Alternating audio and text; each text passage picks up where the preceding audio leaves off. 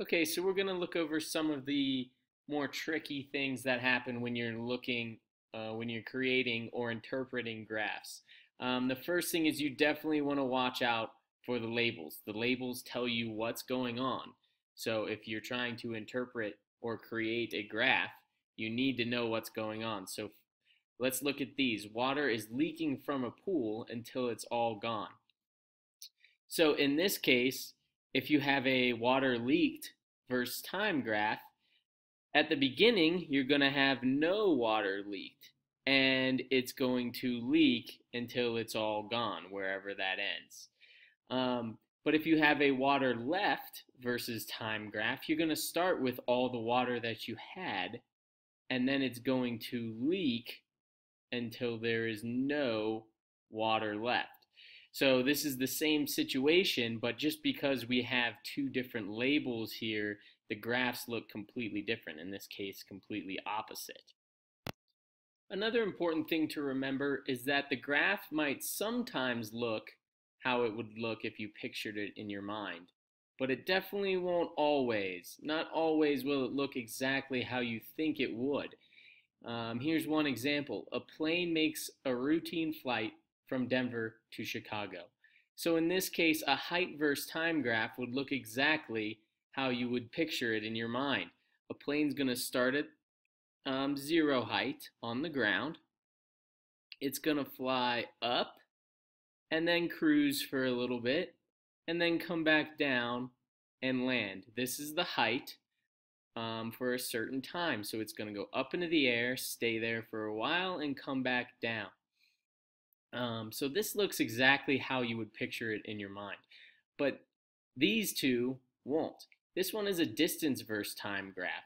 Well, the distance traveled is always going to go up, right? If I'm from Denver to Chicago, the whole time I'm gaining distance, gaining distance, gaining distance until I make it. I've gained this entire distance. So that doesn't necessarily look how you would think a plane would fly, like the height versus time graph. The same with acceleration versus time. Acceleration is how much is your speed changing.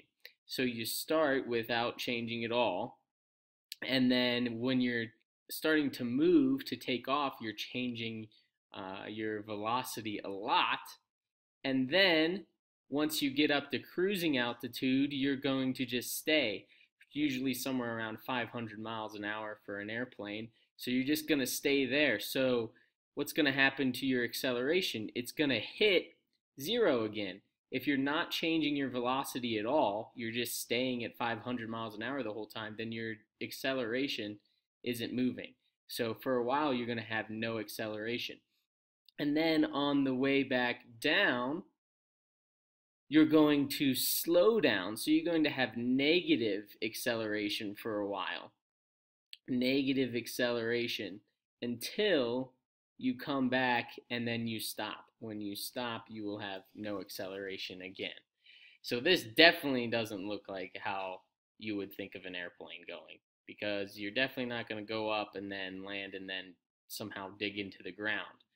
So just make sure you're watching your labels and making sure that it makes sense, not necessarily that you're just drawing what you think it would look like. And the last thing we're going to look at is something that tricks people all the time, and that's the difference between a distance, velocity, and acceleration graph.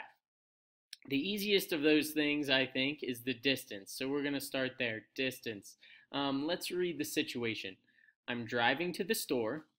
I leave my driveway and go up the street where I have to stop at a red light. When it turns green again, I go until I make it to the store where I park. On the way home, I was lucky and didn't hit any stoplights on the way home, and I parked in my driveway again. So let's go through it step by step. Driving to the store, so I leave my driveway and go up the street. That'll be in blue. If this is distance from home versus time, obviously I will start at home, so it will be no distance from home. I go up the street and that will increase my distance from home. Then I have to stop at a red light, so I will go no further from home for a certain amount of time because I'm stopped. That will not change the distance, so it will just flatten out. When it turns green again, I'm going to continue to increase my distance from home. And then I park where I will stop again. On the way home, I didn't hit any stoplights, and I made it all the way home really fast, I guess, where I parked. So I was going away, stopped, going away, stopped, came back to where I was home. So again, 0 distance from home. Now this one's a little trickier. This is going to be a speed or velocity over time graph. So we're dealing with speed, not necessarily distance. So going through one step at a time again, I leave my driveway, I go up the street. So if I started stopped, my speed is 0. This is speed. So as I go up the street, my speed's going to increase, and I will probably stay there for a constant speed for a while until I stop at a red light. If I stop at a red light, how fast am I going? I'm going 0. So I'm going to have to go back down to a 0 speed. And while I'm there, I'm going to spend some time not moving at 0 speed. It turns green again, and I go to the store. So when you drive, you're not increasing speed the entire time, right? It's not going to look like this. You're going to go at a certain speed, and once you make it there, you're going to stay there for a while. This doesn't mean I'm stopped like it did with the distance graph. This means I'm staying at a constant speed. Say this was 40 miles an hour. That's where I would stay for the whole drive until I make it and I park. When I get to the parking lot, I'm going to slow back down. I'm going to park at 0. I'm going to be at 0 again. And then on the way home, which is red, I'm going to speed up again, stay there for a constant, stay at 40 miles an hour, say that's the speed limit, until I go home and I park, which would, of course, drop me back down to 0 miles an hour again. So this definitely looks a lot different than the distance graph. This is speed. How fast are you going? Here I go up to probably about 30 up the street until I stop, 0. To about 40 until I make it to the store where I stop and park.